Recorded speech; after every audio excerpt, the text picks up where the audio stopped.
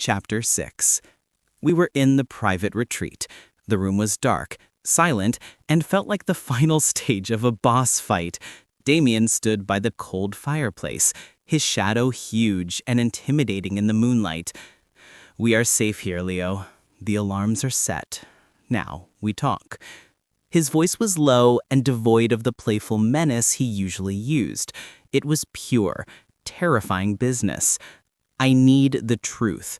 Every piece of intelligence you possess. Which agency sent you? Are you Mossad? The Syndicate? I will not be played for a fool." I felt my spine turn to jelly. My time was up. I had to confess, but the truth sounded like the ravings of a lunatic. Mission. Final confrontation. Confess your feelings honestly. Declare your unwavering devotion. The system's robotic ping was a tiny, useless sound in the vast silence of the room. I had to do this. I had to risk the truth. "Damien, I can't." I choked out, wrapping my arms around myself. "I can't lie to you anymore.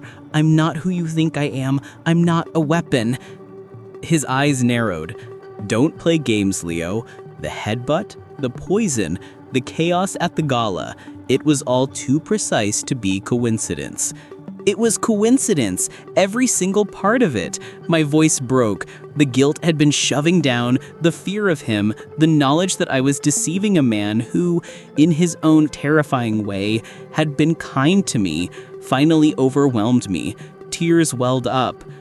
"I didn't want to hurt you," I whispered, the confession feeling heavy and real.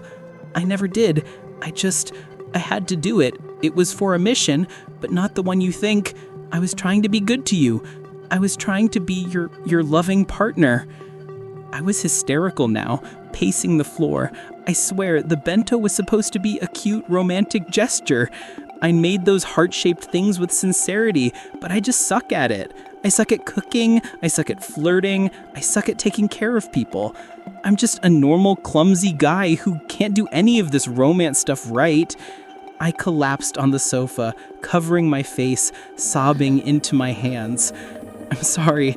I'm so sorry for the deception. I'm just terrible at being a loving partner." The room was silent again. The fire popped once. I waited for the fury. I waited for the execution order. Instead, Damien walked over, slowly, deliberately. He sat next to me, not touching me, but close enough that I could feel his heat. "Look at me, Leo," he commanded, his voice softer than I'd ever heard it. I reluctantly lowered my hands. His expression wasn't rage. It was a bizarre, conflicted tenderness.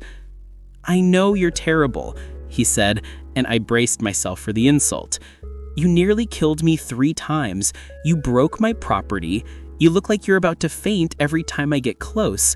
Most people who work for me are polished, ruthless, and emotionless." He reached out and gently brushed the tears from my cheek. "But you are a mess. You are frantic, you are terrified, and you are trying so hard, even though you think you failed at everything." He looked into my eyes, and for the first time, I saw past the villain persona to something genuine and deeply complex. I was never drawn to Lily's perfect calmness. I was always drawn to chaos. When you headbutted me, I thought, this man is fearless. When you wept after the bento box incident, I thought, this man feels guilt. I was terrified. I protested weakly. "Exactly," he said, a ghost of a smile touching his lips. "You show me true emotion. You show me vulnerability. And yet you keep coming back, creating chaos, demanding my attention in the boldest ways possible." He gripped my chin, forcing me to meet his gaze. "I thought you were a spy, but now I see you are a chaotic force of nature who, despite all your failures, is fiercely and unhingedly protective of me. You're not terrible at it, Leo. You're just operating on a different, more effective level." "I love you," I whispered again, the words feeling true this time, born from genuine relief and a strange admiration for his insane acceptance. Mission complete. Final confrontation. Affection points maxed. Role, officially wife/husband. Damien's eyes darkened, filled with a raw, possessive heat that transcended the plot. "You are not terrible, Leo," he growled, pulling me into a fierce embrace. He sealed the moment with a deep, consuming kiss. It was aggressive, but laced with a surprising tenderness that acknowledged the emotional confession I just made. When he finally pulled back, he rested his forehead against mine. "I will never let you go. And don't worry about the missions. I'll help you train. We can work on your techniques together." Oh my God, he still thinks I was trained? He thinks my failures were just my technique. I'm going to spend my life pretending my system-induced stupidity is high-level psychological warfare. Great.